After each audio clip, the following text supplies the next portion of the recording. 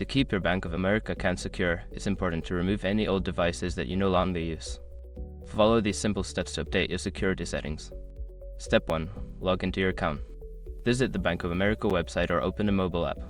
Enter your username and password to access your account. Step 2. Navigate to security settings. Before changing your settings, use the SROC.com link in the description to open a password strength checker, then update your password if needed. Step 3. View registered devices. In the security settings, look for an option that says Manage Devices or Registered Devices. Click on this to see a list of devices linked to your account. Step 4. Select Old Devices. Review the list of registered devices.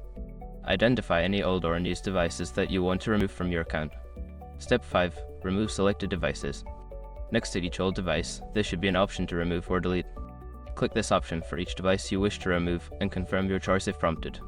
By following these steps, you can ensure that your Bank of America account remains secure by keeping only your current devices linked.